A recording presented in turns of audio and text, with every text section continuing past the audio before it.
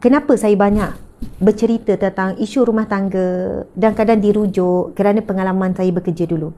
Pedoman pengarah bahagian undang-undang keluarga dan saya ketua unit runding cara. Pelbagai kes, terlalu banyak kes. Dan saya jadi matang dalam bab isu rumah tangga kerana masalah rumah tangga orang lain. Okey, ini kes yang baru dirujuk. Seorang isteri mohon cerai. Dah pergi mahkamah lah, mohon cerai. Sebab mohon cerai, mulut suami suka maki. Contoh maki ada perkataan B-A-D. Okey, faham ya? Dan lain-lain. Yang lebih dahsyat daripada itu. Okey, ini contoh. Dan perkataan ini selalu disebut depan anak-anak. Depan anak-anak. Ini pasangan yang 30-an. Okey. Bila nak marah je, sebut perkataan seumpama ini dan lain-lain depan anak-anak. Tak boleh nak kontrol. Isteri mohon cerai. Dengar dulu sampai habis. Saya ada benda yang benda ni anda akan nampak benda ni macam simple. Biasalah tu. Okey. Lepas tu yang kedua, suami dah mula angkat tangan. Istilahnya tak payah angkat tangan, itu orang tak faham. Ingat angkat tangan. Bukan ya. Maksudnya suami dah mula pukul. Tapi bukan pukul teruk lah. Macam tampar gitu. Teruk lah tu, sebenarnya teruk. Tapi bukanlah sepak kejang sampai lunyai. Tak. Suami dah mula pukul. Dan sebab selama ni boleh sabar dengan mulut suami suka maki, sekarang suami dah mula pukul. Jadi bila dah sampai tahap maksud kedua, isteri mohon cerai. Okey.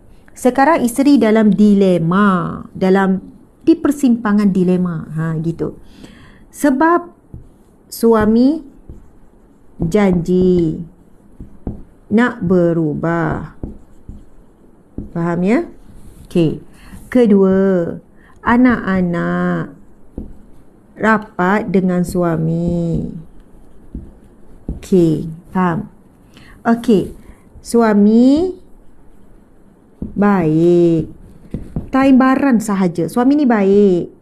Bahkan jaga solat. Solat 5 waktu pun jaga. Jadi, membuatkan isteri ni di persimpangan dilema. Suami janji beria-ria nak berubah. Sebab ini kali pertama isteri ni nekat pergi ke mahkamah mohon cerai. Fasah lah. Lepas tu anak-anak pula, sebab isteri ni dah kena lempang ni, dah kena pukul ni, balik rumah keluarga. So anak-anak tanya mana ayah. Jadi anak-anak dah rindu walaupun baru 2-3 hari. Suami baik. Tuan-puan sekalian. Suami baik tu faham lah. Ada kebaikan. Bukan teruk, tambah lagi dengan itu ini, tak. Suami baik. Tapi bila dia barang, dia nak marah, dia keluar mulut maki. Okey. Sebab utama isteri bimbang. Bukan untuk dirinya. Sebab utama kebimbangan isteri adalah anak-anak. Sebab utama adalah anak-anak. Sebab utama dia bimbang pada anak-anak.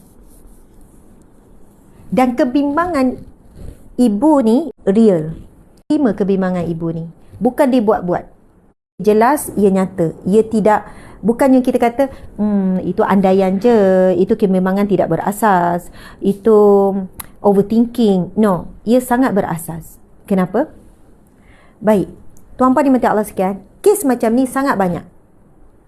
Masa saya handle kes dulu, sangat banyak kes seperti ini. Ini common case. Kes biasa. Bukan kita nak kata kes ni tak berat. Berat. Maksudnya banyak sangat orang mengalami. Jadi saya nak jawab. Saya harap jawapan ini memberi jawapan kepada orang-orang yang berada di situasi yang sama ataupun hampir sama. Okey. Apa yang dibimbangi pada anak-anak? Yang dia bimbang anak-anak satu hari nanti akan ikut perangai bapa, akan suka maki. Kenapa? Okey. Ini daripada saya dah guna luar anak lain. Ya. Okey. Jadi, kebimbangan ibu adalah bimbang anak-anak akan ikut perangai ayah yang suka memaki. Saya nak tanya, kebimbangan itu rekaan ke, overthinking ke, andaian ke, kebimbangan itu berasas? Bagi tuan-puan, Cik tolong tengok komen. Betul. Sebab ia proven, ia terbukti benar. Kenapa terbukti benar? Bila saya tanya, latar belakang keluarga suami macam mana? Lalu terus dijawab, Ustazah, latar belakang keluarga suami saya, ini komen. Kalau saya ada kes yang sama, saya kan terus tanya, latar belakang keluarga suami macam mana? Ustazah, sebenarnya memang suami saya ni dibesarkan dengan maki hamun. Yang maki ni, isteri ni cerita, yang maki ni adalah ayah yang selalu maki mak dengan perkataan macam ni. Teruk lagi. Maksudnya dia kata, Mak dia tak maki, tapi ayah yang selalu maki mak mertua saya, bapa mertua saya selalu maki mak mertua saya depan anak-anak daripada kecil. Lepas tu yang lebih menyedihkan, dia kata, Ustazah, lebih menyedihkan, saya sendiri menjadi saksi bagaimana anak pula mula maki mak. Okey, ceritanya. Dan saya bukan satu kes, banyak kes macam ni, terlalu banyak. Okey, bapa maki mak. Faham ya? Lepas tu anak maki emak. Bapa sikit-sikit salah mak. Mak kau ni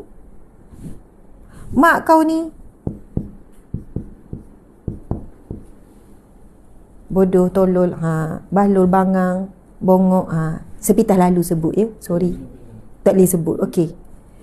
Baik, tapi sebab laju agak tak dapat detect. Saya bagi contoh tu. Saya bukan maki ya.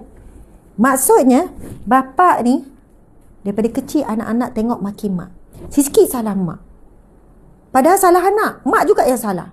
Mak kau ni tak reti jaga anak. Mak kau ni tak reti ke didik anak kau ni. Anak buat salah pun mak kena maki. Tahu tak apa yang berlaku? Anak mula maki mak. Mak dah tua sekarang. Mak buat salah, mak lambat sikit, mak tumpah air. Anak maki dengan perkataan-perkataan macam ni. Saya nak sebut. Anak mula maki. Dan wanita ni kata, saya bimbang sangat besok-besok anak saya akan maki saya. Saya nak tanya, kebimbangan wanita ini berasas atau tidak? Berasas. Kita senang cakap, alahai, bukan apa, untunglah suami tu masih semangat. Untunglah suami tu baik, tak ni, alah pukul sikit, bertahan lah. Sekarang bukan isu wanita itu, isu anak-anak. Apa yang berlaku bila anak ni walaupun dididik dengan baik, jaga solat, macam suami ni, solat.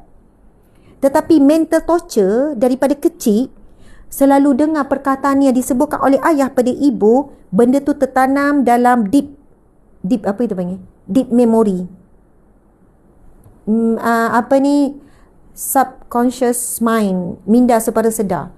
Dia akan masuk dalam. Mula-mula tak nampak lagi. Tapi teruji bila dia mula dewasa, berlaku situasi yang dia masuk, dia lihat dulu ayah marah mak. Bila dia jadi ayah pula, bila dia jadi suami pula, benda tu keluar. Okey, sekarang pada isteri pun kesian, pada suami pun kesian. Suami mangsa dalam keluarga toksik. Kita sebut macam itulah. Dan boleh jadi bapa ni pun dibesarkan dengan maki. Kenapa bapa ni boleh maki mak? Boleh jadi dia pun dibesarkan dengan maki hamun daripada bapa dia. Sekarang circle ni, siapa yang nak putuskan? Yang ni pun kena maki, lepas tu bila kahwin maki mak, sekarang anak pun maki mak, lepas tu sekarang anak kepada mangsa mak ni kahwin, lepas tu dia kata, Ustazah, sekarang siapa yang nak stop? Saya takut esok anak saya pula maki saya. Anak saya pula kahwin maki pula pasangan dia. So kalau saya nak buat keputusan ni bukan untuk saya. Saya boleh bertahan dengan suami. Saya boleh terima suami saya. Saya tahu dia mangsa mental torture. Saya tahu ini penderaan mental yang diterima daripada kecil. Tetapi saya nak stop the circle. Saya nak stop pusingan roda tu. Saya tak nak. Saya nak anak saya tak nak anak saya mewarisi. Jadi bila ditanya, habis tu apa yang perlu dibuat sekarang? Cerai ke tak cerai? Bukan senang tau nak jawab soalan ni. Bukan senang. Sebab itu bila saya berada di dalam situasi seperti ini sebagai orang yang ditanya, sebab itu kadang-kadang kalau kita tak faham fakta kes, apa yang berlaku di sebalik apa hakikat sebenar, kita mudah boleh cakap, apalah isteri ni, tak boleh nak sabar ke? Didiklah suami tu, tak apa-apalah mohon cerai. Benda kecil je kot. Suami tu boleh berubah. Tuan-puan sekalian, ia bukan semudah seperti yang kita cakap. Bukan semudah seperti yang kita cakap. Okey, sekarang saya nak bagi beberapa pilihan solution bagi kes macam ni. Jadi tadi ada yang tanya soalan, Ustazah, apa doa menghadapi cabaran emak dia sekarang dah tua dan dia yang jaga mak, bila salah sikit kena maki amun, kena sumpah seranah. Oi, bukan senang tuan-tuan sekalian. Itu sangat berat. Sebenarnya saya ucap tahniah, sangat kagum kepada anak-anak yang sedang jaga orang tua. Sebab kerana orang tua bila umur dah 70-80 dia campur sakit dan dia sebenarnya dah hilang dah diri dia, kekuatan diri dia, dia dah tak jadi stabil, emosi apa semua tak rasional apa semua, tu apa sikit, kadang-kadang dia jadi lebih teruk daripada kanak-kanak. Tapi anak ni lah nak terima bukan senang. Kena maki, kena sumpah seranah. Tapi saya nak sebut, dia takkan maki sumpah seranah tanpa sebab. Boleh jadi mak tu dia sebenarnya daripada kecil lagi kena maki amun. Bila dah tua baru keluar, dia punya tekanan tu, dia punya trauma kena maki amun masa kecil tu, dia keluar kadang masa tua. Kadang masa dalam perkahwinan dia boleh tahan lagi sebab ada ilmu, sebab ada pengetahuan, sebab dengar ceramah pasal dosa. Tapi bila tua, dia dah hilang dah kewarasan akal tu. Orang tua ni akal dia dah mula jadi separuh. So dia keluar trauma dia masa kecil tu keluar masa tua. Punya dia tahan, dia simpan, dia jadi orang baik, dia sabar, dia tak keluar walaupun nak marah. Subhanallah. Dan bila kita faham situasi ini tu apa sekalian, anak ni akan jadi lebih kuat untuk sabar. Boleh kuat macam mana? Kita tahanlah, kita tahan. Macam mana nak tunggu mak berubah, nak mak berubah, berhenti maki hamun, macam tak ada harapan ni. Kita maafkan mak dan anggap mak cakap dalam keadaan kurang sedar. Walaupun kita cari hujah, mak sedar Ustazah, dia cakap tu kadang sedar, dia boleh tengok drama, dia boleh tengok TV, dia boleh bercakap elok, dia boleh pergi jalan, dan dia cakap tu kadang sedar. Mustahil tak sedar Ustazah, dia dengan kawan elok, dengan ini, tapi dengan saya dia boleh maki amun. Ya, kita boleh cakap semua tu, tapi kita kena cari sebab untuk jadi kuat. Bila time dia sebut benda tu, anggap dia kurang waras. Cuba kita pergilah hospital gila contoh kan, hospital sakit jiwa. Kan orang situ cakap ngarut, kita layan je walaupun orang tu maki kita. Orang sakit jiwa, orang kurang akal. Bila maki kita, kita pun senyum je lah. Tak adalah nak kecil hati apa sebab ni. Jadi itulah yang mampu saya sebutkan. Dan doa doa untuk menghadapi. Dia jadi dua. Sama ada doakan ibu atau doa diri sendiri. Ya Allah, ya Qawi, ya Maha Kuat, kuatkanlah hatiku ya Allah. Ya Allah, ya Qawi, ya Qawi, ya Qawi. Ya Qawi. Itu doa menggunakan nama Allah Asma'ul Husna. Ya Qawiyun. Ya Qawiyun. Allah yang Maha Kuat.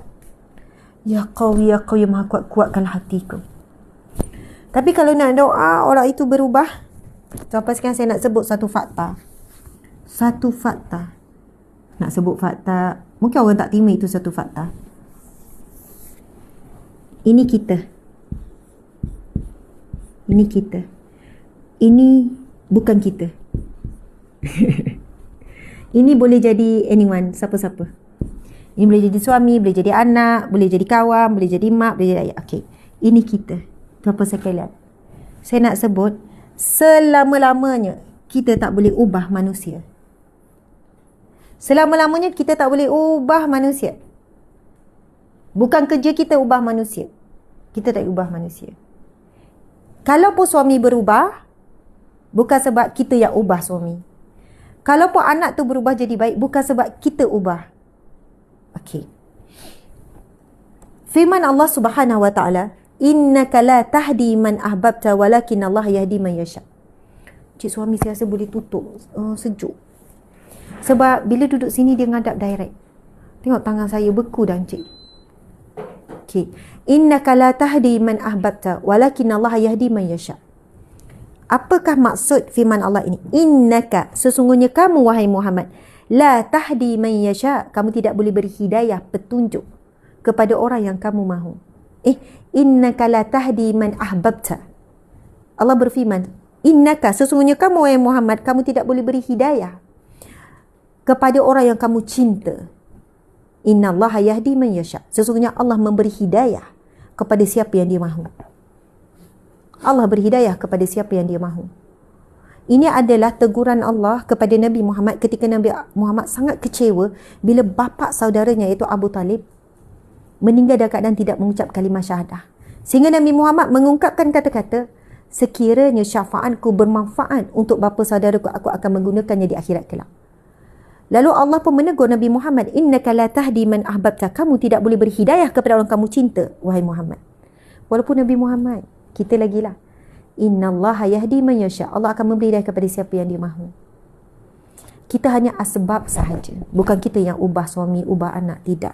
Jadi kalau suami anak tak berubah, jangan kecewa. Jangan kecewa. Subhanallah, kenapa? Saya nak sebutkan begini.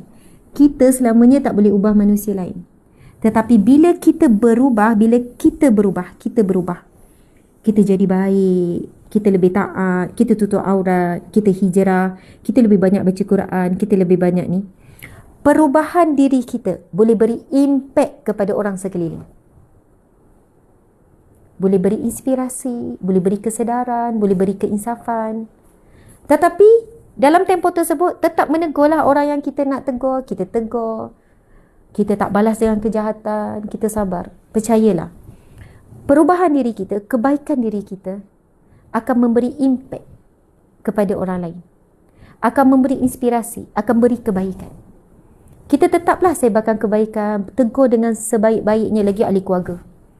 Masya Allah, Allahu Akbar. Okey. Kalau kita faham ni, kita tak mudah kecewa apabila kita berusaha untuk ajak kebaikan kepada ahli keluarga, pasangan, anak-anak, tetapi mereka tidak sambut. Sebab Nabi sendiri, kekasih Allah, sebaik-baik Nabi, tidak mampu untuk menarik. Ini bukan cerita nak jadi lebih baik, tak. Ini daripada kafir kepada Islam. Ini Islam, nak jadi lebih baik sebagai Islam. Tetapi Nabi tidak boleh, walaupun dengan pujukan, walaupun sekian-sekian, tidak boleh akhirnya sampai mati tidak menyaksikan bapa saudaranya Abu Talib yang membesarkan Nabi dengan kasih sayang dan mula jaga Nabi daripada umur 8 tahun sampai Nabi tua, yang menguruskan pernikahan Nabi, yang menyayangi Nabi lebih daripada anak sendiri. Nabi tak mampu untuk memberikan, maksudnya mengajak dan memastikan bapa saudara itu mengucap kalimah syahadah. Apatah lagi kita manusia sangat lemah, kekurangan, ada banyak aib, ada banyak dosa.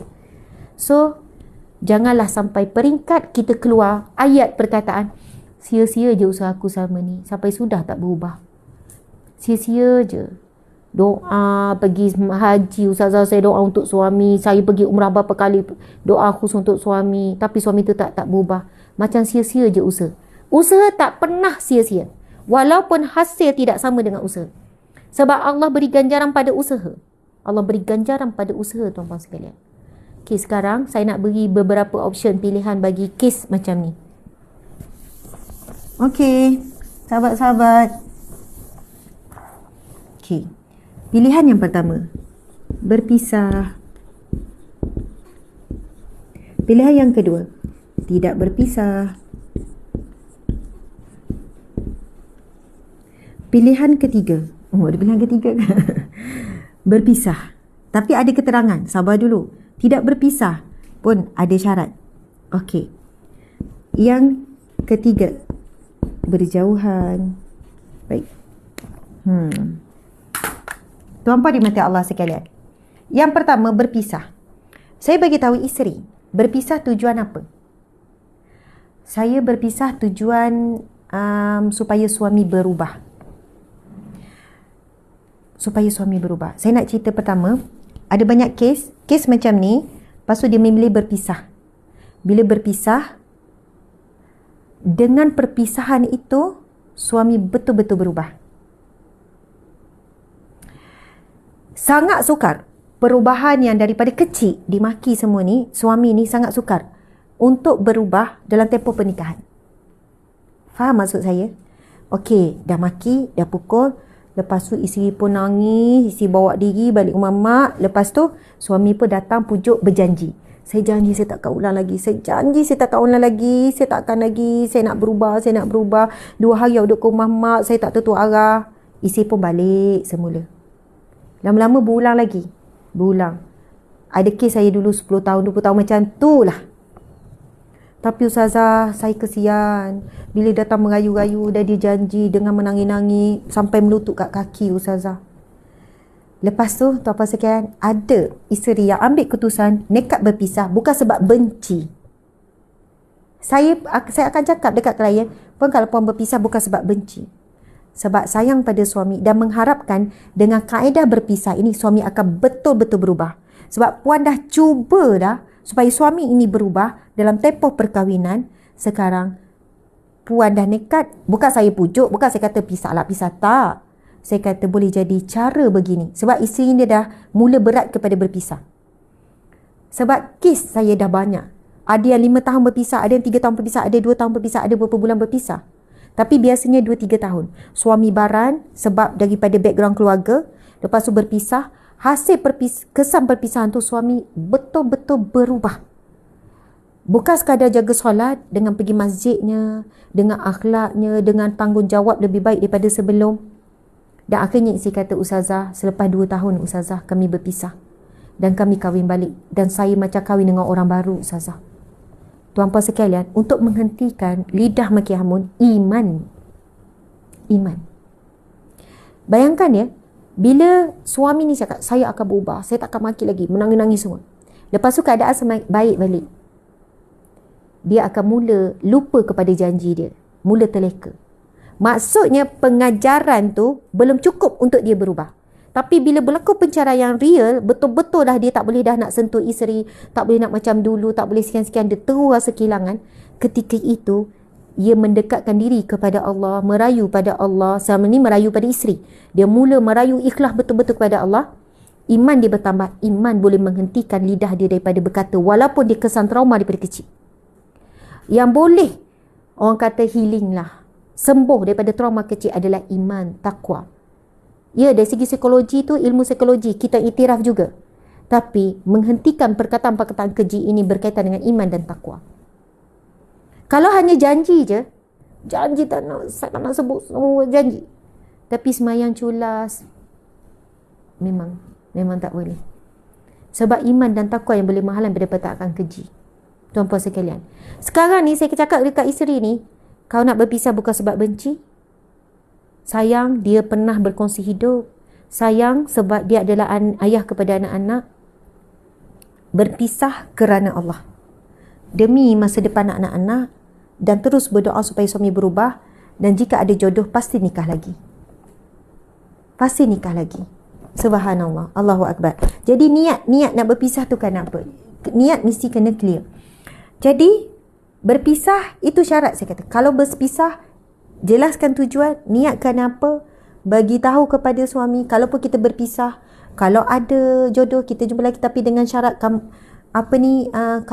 ataupun ya abang betul-betul berubah, perubahan yang ni. Maksudnya kalau tak boleh nak berubah dalam depan mata sini, berubah yang benar-benar ikhlas di hadapan Allah. Sebab ramai orang berubah depan manusia. Saya janji saya berubah, saya akan berubah. Tapi dia tidak berubah depan Allah. Ya Allah, aku ingin berubah. Ya Allah, tolong aku nak jadi orang yang lebih baik. Aku tak nak kesan trauma lama, terkena pada isteri, pada anak-anak aku. Maksudnya betul-betul dia betul-betul alone dengan Allah. Sebab ramai yang boleh menangis depan manusia main rayu, tapi depan Allah tak nangis pun. Depan Allah doa macam tu je, ya Allah lembutkanlah hati. Duk nampak nak lembut hati isteri, padahal hati dia kena lembut. Nak sampai pada tahap ini bukan senang. Perjalanannya bukan senang. Sebab ramai yang bertahan sampai peringkat anak mula mengikut maki hamun.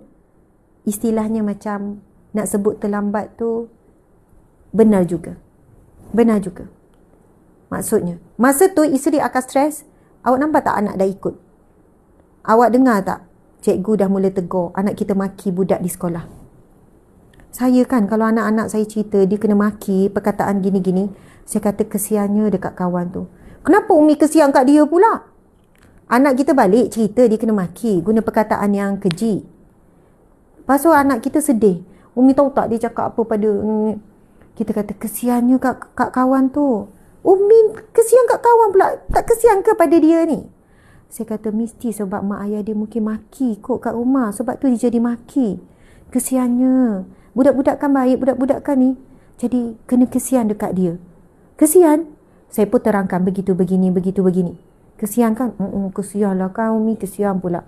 Bayangkan kalau saya contoh nama anak saya, memang adalah nama anak saya Imran. Bayangkan kalau Imran kena maki dengan mak ayah gini. Sedih tak? Mesti sedih. Sedih. Jadi sebab itu kawan tu jadi macam tu. Dia tak akan mak ayah lembut, baik, dibesarkan dengan ni, tiba-tiba maki. Tak. Agak mustahil benda tu berlaku. Subhanallah, ini disebut dalam hadis Nabi SAW. Nabi bersabda, kullu mauludin yuladu alal fitrah. Setiap anak yang lahir ada keadaan fitrah, suci, bersih. Fa'abawahu an yuhawidani au yunasirani au yumajjisani. Maka ibu bapanya lah yang akan mengubah anak ini pada suci, fitrah, bersih, baik ni, akan berubah menjadi perangai seperti Yahudi, Nasrani ataupun Majusi. Ibu bapa. Hadis Nabi clear. Memang ibu bapa. Tak boleh ibu bapa nak salahkan anak. Saya dah didik anak saya baik, tapi sebab cikgu, sebab kawan-kawan. Betul, hari ini pengaruh kawan-kawan sangat dahsyat.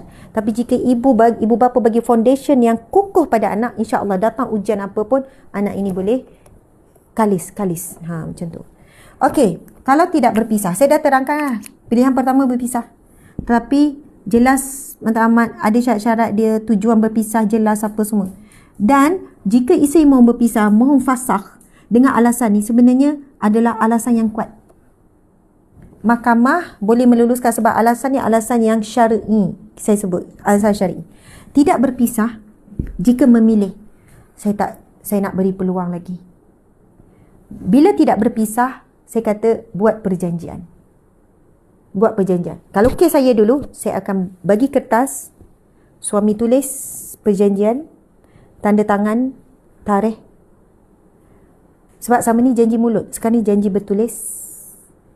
Nanti perjanjian ini, lepas tu sekiranya berulang, apa yang akan dilakukan. Sekiranya berulang, di situlah. Jadi benda tu jadi level lebih serius. Dan perjanjian itu diberikan juga pada ibu bapa. Jadi sekarang dia perlu ada orang tengah yang adil, yang boleh memberikan lelaki ni, suami ni jadi gerun ni, kena ulang lagi ni. Sebab ada pihak-pihak lain juga yang terlibat dalam perjanjian ni. Dulu saya memang banyak buat perjanjian sebab bila ni, cik, perjanjian ni sekian-sekian. Isteri faham, encik trauma daripada kecil. Saya pun faham, encik trauma, saya tak judge encik. Saya tahu benda ni kesan daripada lama. Dia pun tak rasa macam kita hina dia. Tetapi apa yang kita buat nak membantu encik supaya encik betul-betul boleh berubah. Bukan hanya demi encik, tapi lebih utama demi anak-anak dan zuriat keturunan seterusnya. Jadi, encik akan stopkan circle keturunan yang mangsa-mangsa maki ni berhenti di setakat encik. Dan encik orang yang hebat. So, yang suami pun tak rasa terhina apa semua, yang isteri pun okey, rational. Faham Lepas tu kalau tidak berpisah, buat syarat-syarat sekian, buat perjanjian jelas, lepas tu berjauhan. Ini salah satu cara. Sebab, contohlah, saya tak nak pisah Ustazah, saya tak nak, saya sayang dia. Tapi boleh jadi dengan duduk asing sekejap. Dengan syarat suami setuju, suami redha. Sebab kan sepatutnya tak boleh keluar dari rumah tanpa izin suami. Tapi, kita pun bagi pilihan pada suami. Cik, pilihan sekarang sama ada berpisah ataupun berjauhan sementara. Sebab isi trauma ni baru kena pukul ni. Oh, saya pilih berjauhan sementara. Jangan buat sama ada berjauhan sementara ataupun duduk sekali. Dia akan pilih duduk sekali lah. Daripada berpisah, dia tak nak berpisah. Dia sayang isi anak-anak tapi tak boleh kawal diri. Jadi berjauhan sementara. Sementara tu isi duduk di rumah mak ayah dia ke suami ni. Dalam tempoh berjauhan tu juga mengajar, mendidik. Sangat mengajar. Tuan-puan sekalian, jangan cakap saya bias. Ustazah ni macam lebih pandang teruk pada lelaki. Kes ni sama kalau dengan isteri yang maki pula. Kes saya banyak isteri yang maki. Sebab memang mak ayah dia membesarkan dia dengan maki hamun. Suami baik, saya duduk depan saya. Isteri sebelah ni maki hamun isteri. Maki hamun suami. Suami ni kan, saya kata sabarnya encik. Saya berdesing telinga isi encik maki encik tadi. Dia kata, Ustazah, dah 15 tahun saya kena maki dengan isteri. Saya kata, macam mana encik boleh sabar? Saya kalau balik kampung isteri, saya tengok isteri saya kena maki lagi dengan mak ayah dia walaupun dia dah tua macam ni. Saya kesian kat isteri saya. Saya faham kenapa dia mulut dia macam tu. Tapi sekarang saya duk fikir pasal anak-anak. Anak-anak kami sekarang, Ustazah, pandai dah maki kawan-kawan. Cikgu dah bagi amaran dah ni. Dah tegur kami ni. Sebab dia maki kawan dia kat sekolah. Nampak tak? Memang akan bagi kesan pada anak-anak. Jadi apa yang saya perlu buat, Ustazah, sekarang ni? Saya ni sayang isteri saya. Isteri saya rajin masak. Anak-anak bagus. Mulut dia je maki hamun, Ustazah. Mulut dia je maki hamun. Tapi yang lain semua bagus. Oh, kita dilema. Dilema kita nak selesaikan kes-kes macam ni. Mangsa daripada keluarga yang lama. Jadi mudah-mudahan apa yang dikongsikan ini memberikan jawapan, memberikan jalan keluar, memberikan sedikit ni. Saya bukan menggalakkan perceraian, sebab kita bagi beberapa option. Bukan, tapi mudah-mudahan dalam istikharah, dalam pertimbangan tu boleh fikirkan apa yang saya sebut ni. Jadi kes ini sebenarnya boleh relate dengan pelbagai kes-kes yang lain lagi. Masya Allah. Kita baru saja dikabarkan semalam ada pasangan selebriti yang berpisah dengan cara baik. Masing-masing senyum dan berpisah tu nampak dengan cara yang baik. Tuan-puan sekalian, hadis Nabi, perkara yang halal tapi dibenci oleh Allah adalah perceraian. Itu adalah perceraian berlaku bukan sebab syar'i. Jika perceraian berlaku disebabkan sebab yang patuh syariah, maksudnya ikut syar'i, tidak dibenci oleh Allah. Di zaman Rasulullah berlaku perceraian dan Nabi pernah menceraikan isteri Nabi SAW, Hafsah. Ada ceritanya, kemudian Nabi rujuk balik. Di kalangan sahabat Nabi juga ada berlaku perceraian. Bahkan kadang-kadang sebab berlaku perceraian di kalangan sahabat Nabi tu kadang tak boleh diterima. Kita tak boleh nak terima. Maksudnya, contoh kes, ada seorang wanita yang pergi jumpa Nabi, dia nak mohon cerai dan dia buat khuluk, tebus talak dengan suami. Dia bersebut pada Nabi, Ya Rasulullah, sesungguhnya suamiku orang yang sebaik-baik dari sudut agama. Suami yang baik, bertanggungjawab, soleh, alim, warak, baik. Tak ada buat apa-apa baik. Tetapi hanya senyap aku tidak boleh menerima kerana rupanya. Dia ada cerita dia dijodohkan sekian-sekian. Wanita ni pula wanita bangsawan, rupa ni. Maksudnya dia tak boleh nak melaksanakan tanggungjawab sebagai isteri kerana rupa suami. Dia dijodohkan lah. Adalah ceritanya. Maksudnya itu pun tak dibenarkan. Nabi kata tebus talak. So, subhanallah, bukan semua perceraian itu dibenci oleh Allah. Sekiranya perceraian itu menepati syarat. Sebab-sebab yang disahkan. Tuan-puan yang semua struggle. Kita tak boleh sebut, oh dia dah hilang sabar lah tu, sebab tu dia bercerai. No. Kita tak boleh sebut macam tu. Nak bercerai pun perlu kesabaran yang tinggi. Selepas bercerai perlu sabar. Persepsi buruk orang, kata-kata orang bertepuk tangan di atas perceraian. Bukan senang, tuan-puan sekalian. Bertahan dalam rumah tangga yang bermasalah, sabar. Berpisah kerana rumah tangga bermasalah juga sabar. Semua memerlukan kesabaran. Orang yang bahagia dalam rumah tangga pun perlukan kesabaran. Masya Allah. Alhamdulillah, terima kasih semua. Mohon maaf salah dan silap.